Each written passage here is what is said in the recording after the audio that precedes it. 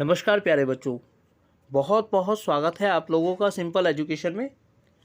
दोस्तों, सबसे पहले आप लोगों को नई कक्षा में आने के लिए बहुत बहुत बधाई। कल तक आप लोग 8वीं कक्षा के विद्यार्थी थे और आज आप 9वीं कक्षा में आए हैं।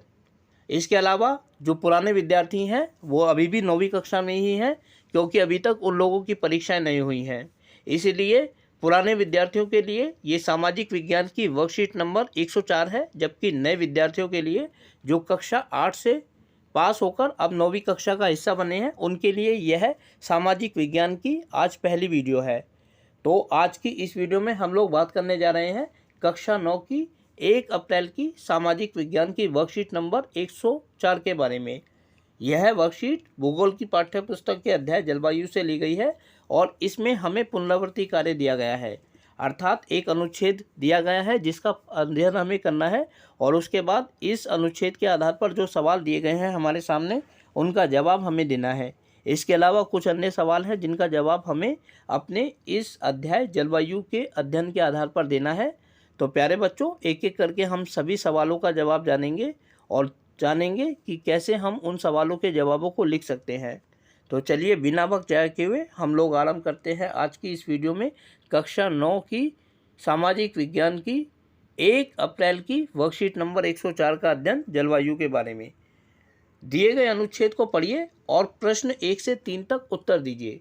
किसी भी क्षेत्र का वायु दाब और पवन तंत्र उस स्थान के अक्षांश और ऊंचाई पर निर्भर करती है। इस प्रकार यह तापमान और वर्षा के वितरण को प्रभावित करता है। समुद्र जलवायु पर एक समकारी प्रभाव डालता है। जैसे जैसे समुद्र से दूरी बढ़ती है इसका प्रभाव कम हो जाता है और लोग विषम मौसम की स्थिति का अनुभव करते हैं। इस स्थिति को महाद्वीपीय अवस्था के रूप में जाना जाता है, यानी गर्मियों के दौरान बहुत गर्म और सर्दियों के दौरान बहुत ठंडा। तो प्यारे बच्चों, ये अनुच्छेद था। अब इस अनुच्छेद के आधार पर हमें 3 सवालों का जवाब देना है और 3 अन्य सवाल हैं जिनका जवाब हमें अपने इस अध्ययन के आधार पर, इस अध्याय के अध्ययन के आधार पर देना है। यहाँ क्योंकि स्थान की कमी है इसलिए अन्यत्र हम जानेंगे कि कैसे हम इन सवालों के जवाबों को दे सकते हैं। तो चलिए बढ़ते हैं आगे और देखते हैं ये सवाल तथा इनके जवाब। पहला सवाल है कि तापमान और वर्षा का वितरण अलग अलग क्यों होता है, और इसका जवाब हम इस तरीके से दे सकते हैं कि किसी भी स्थान का तापमान तथा वर्षा का वितरण उस स्थान के वायुदाब तथा पवन तंत्र द्वारा प्रभावित होता है। अगला सवाल है कि समुद्र जलवायु पर एक समकारी प्रभाव कैसे डालता है, और इसका जवाब हम इस तरीके से लिख सकते हैं कि समुद्र जलवायु पर समकारी प्रभाव इस रूप में डालता है कि जैसे जैसे समुद्र से दूरी बढ़ती है तो इसका प्रभाव कम होता जाता है। अगला सवाल है कि महाद्वीपीय अवस्था क्या है, और इसके जवाब को हम इस तरीके से लिख सकते हैं कि महाद्वीपीय अवस्था का अर्थ है कि जैसे जैसे हम समुद्र से दूर जाते हैं वैसे वैसे इसका प्रभाव कम होता जाता है और लोग विषम मौसम की स्थिति का अनुभव करते हैं।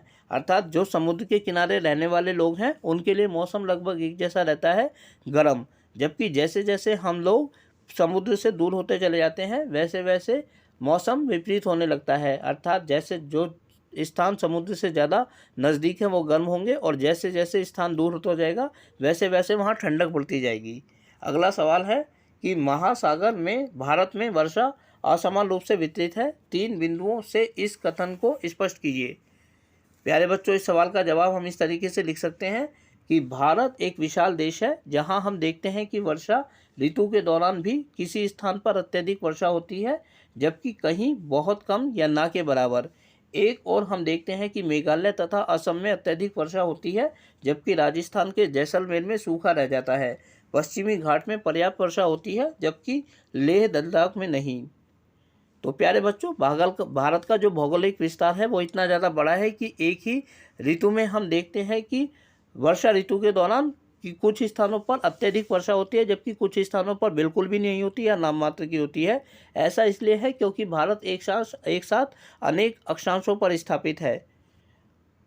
अगला सवाल है, पश्चिमी घाट में पूर्वी घाट की तुलना में अधिक वर्षा क्यों होती है, और इसका जवाब हम इस तरीके से लिख सकते हैं कि पश्चिमी घाट में पश्चिमी ढलान मानसूनी हवाओं के सामने अवरोध उत्पन्न करते हैं, जिसके कारण वहाँ अधिक वर्षा होती है, जबकि पूर्वी घाट में अवरोध उत्पन्न करने वाली ढलानों का अभाव है, जिसके कारण मानसूनी पवनें आगे बढ़ जाती हैं।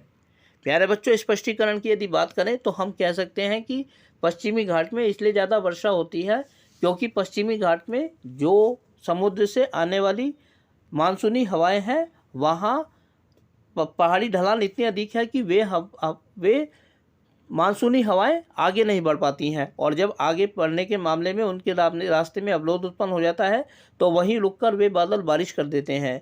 जबकि दूसरी ओर पूर्वी घाट में इस तरीके के अवरोधों का अभाव है, और जब इस तरीके की हवाएं, मानसूनी हवाएं, बारिश वाली हवाएं पूर्वी ढालों पर आती हैं तो बिना अवरोध के वो आगे बढ़ जाती हैं। इस वजह से पश्चिमी घाट में हम देखते हैं कि ज़्यादा वर्षा होती है, जबकि पूर्वी घाट में नहीं। अगला सवाल है कि मानसून के तंत्र को प्रभावित करने वाले किन्हीं 3 कारकों का वर्णन कीजिए, और इसके जवाब को हम इस तरीके से लिख सकते हैं कि भारत में मानसून तंत्र को प्रभावित करने वाले निम्नलिखित कारक हैं। नंबर 1 समुद्र से दूरी, नंबर 2 उच्चावच, नंबर 3 वायुदाब। हम जानते हैं कि जो स्थान समुद्र से अधिक दूरी पर होता है वहाँ वर्षा कम होती है। उच्चावच अर्थात जो स्थान ऊंचाई पर स्थित होता है वहाँ तापमान कम होता है, वर्षा अधिक होती है। और वायुदाब, जिन स्थानों पर वायुदाब कम होता है वहाँ वर्षा अधिक होती है। तो इस प्रकार मानसून को प्रभावित करने वाले अनेक कारक हैं, जिनमें से 3 का अध्ययन हमने किया। तो प्यारे बच्चों, आज की इस वीडियो में हम लोगों ने अध्ययन किया कक्षा 9 की 1 अप्रैल की सामाजिक विज्ञान की वर्कशीट नंबर 104 का अध्ययन जलवायु के बारे में। उम्मीद करता हूँ आप लोगों को वीडियो अच्छी लगी होगी, और साथ ही आप लोगों से अनुरोध करता हूँ कि यदि वीडियो अच्छी लगी तो वीडियो को लाइक और चैनल को सब्सक्राइब जरूर करें। इसके अलावा आगे आने वाले अन्य दिनों में अन्य वीडियोस को देखने के लिए जुड़े रहें मेरे साथ मेरे इस यूट्यूब चैनल पर, जिसका नाम है सिंपल एजुकेशन। फिलहाल आप लोगों से विदा लेना चाहूँगा। वीडियो को देखने के लिए आपका बहुत बहुत धन्यवाद।